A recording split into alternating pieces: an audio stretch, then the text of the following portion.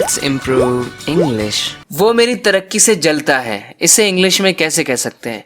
इसी तरह के कुछ confusing but useful Hindi sentences का इंग्लिश ट्रांसलेशन करना मैं आपको सिखाऊंगा। इस वीडियो को एंड तक ज़रूर देखना, आप डेफिनेटली अपनी इंग्लिश को इम्प्रूव करेंगे।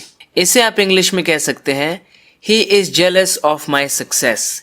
He is jealous of my success. Please remember that only of preposition is used with jealous.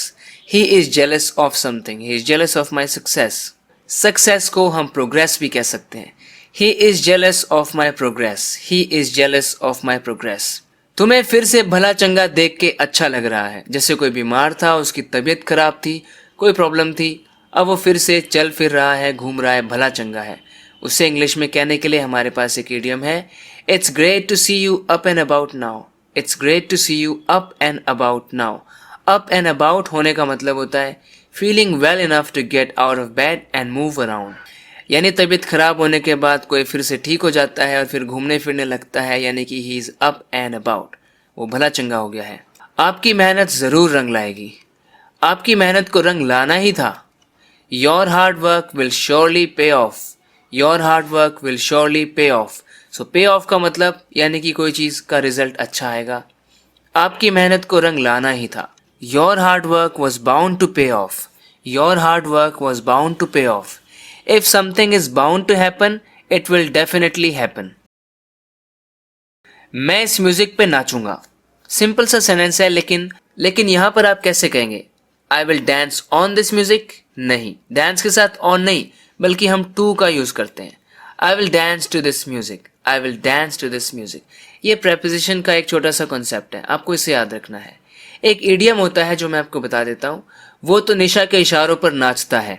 कोई किसी के इशारों पर नाचता है यानी उसी की बातें मानता है। इंग्लिश में कह सकते हैं, he dances to Nisha's tune.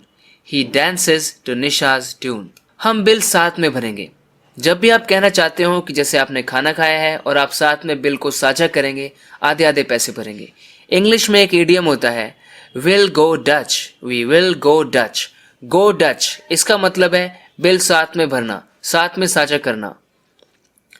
जी हाँ, ये कॉमन है, इसको लोग बोलते हैं स्पीकिंग में। काफ़ी लोगों को इसके बारे में पता है, आपको भी पता होना चाहिए।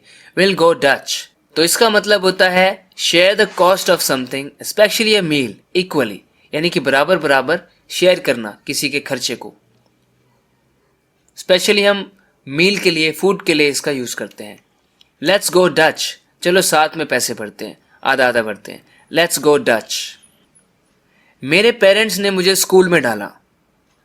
कहते हैं ना, मेरे पेरेंट्स ने मुझे स्कूल में डाला, कॉलेज में डाला, दाखिला करवाया। इंग्लिश में कह सकते हैं, my parents put me through school. Put me through school. Put someone through school, college. ऐसे सेंटेंसेस के लिए आप पुट समवन थ्रू का यूज कर सकते हैं। Put someone through school, college, any kind of such thing, यानी किसी को स्कूल में डालना। My parents put me through school. वैसे पुट समवन थ्रू का एक और मतलब होता है, जब आप फ़ोन पर बात कर रहे हो और आप कहते हो, क्या आप मेरी बात संजू से करा सकते हो? Can you put me through to Sanju? Can you put me through to Sanju? तो पुट समवन थ्रू का यूज़ आप इस तरह भी कर सकते हैं। इसका यूज़ इस सेंस में भी हो सकता है, मैं नहीं चाहता था कि तुम उस सब से गुजरो, कि तुम उस सब को एक्सपीरियंस करो, उस सब से गुजरो, वो सब आपके साथ हो। I didn't want to put you through that. I didn't want to put you through that. मुझे पता था कि तुम आग बबूला हो जाओगे। आग बबूला हो जाना, वो छोटी सी बात पे आग बबूला हो गया। I knew you would fly off the handle. यहाँ पर that भी है, लेकिन यहाँ पर हम that को अवॉइड कर सकते हैं, that ना भी बोलें तो चलेगा। I knew that you would fly off the handle. वो छोटी सी बात पे आग बबूला हो गया। He flew off the handle over a trivial thing. He flew off the handle. Fly की सेकेंड फॉर्म फ्लू, क्योंकि ये पास्ट टेंस है। ही फ्लू ऑफ द हैंडल, यानी कि वो आग बबूला हो गया over a trivial thing. Trivial मतलब छोटी सी, अनइम्पॉर्टेंट, कोई काम की चीज़ नहीं है, छोटी सी चीज़ पर ही फ्लू ऑफ द हैंडल।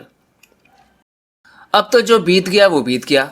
फिर से एक और इडियम सिखाना चाहता हूँ, उस बहस को भूल जाओ, जो हुआ सो हुआ। It's all water under the bridge now. It's all water under the bridge now, यानी अब तो जो हुआ वो हो गया, छोड़ो उस बात को।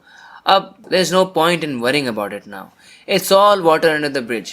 It's all water under the bridge now. उस बहस को भूल जाओ। Forget that argument. It's all water under the bridge now. It's all water under the bridge now, यानी अब तो वो बीती हुई बात है, जो हुआ सो हुआ।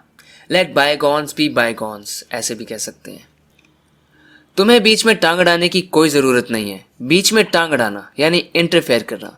You don't need to interfere, you don't need to interfere. या फिर you don't need to poke your nose into this, you don't need to poke your nose into this, ऐसे भी कहते हैं। या ऐसे भी कह सकते हैं, you don't need to get involve in this, you don't need to get involve in this, यानी इस चीज़ में आपको इन्वॉल्व होने की ज़रूरत नहीं है। You don't need to poke your nose into this और you don't need to interfere. कभी तुमने मुझे पानी के लिए भी पूछा है? कभी तुमने मेरा हाल चाल पूछा है? इंग्लिश में कैसे कहेंगे? Have you ever offered me water, have you ever offered me water, कभी वाटर तक ऑफर किया है, पानी के लिए कभी पूछा है? कभी तुमने मेरा हाल चाल पूछा है? Have you ever asked after me, have you ever asked after me. Ask after someone, इसका मतलब होता है किसी का हाल चाल पूछना कि वो कैसा है। फ्रेंड्स, हर वीडियो में मैं आपको काफ़ी सारी चीज़ें सिखाने की कोशिश करता हूँ, उनको मैं रियल लाइफ एग्जाम्पल्स के साथ आपको समझाता हूँ, ताकि आपको पता चले उन वर्ड्स को, फ्रेजेस को, इडियम्स को आप कैसे यूज़ कर सकते हैं अपने एक्चुअल कॉन्वर्सेशंस में।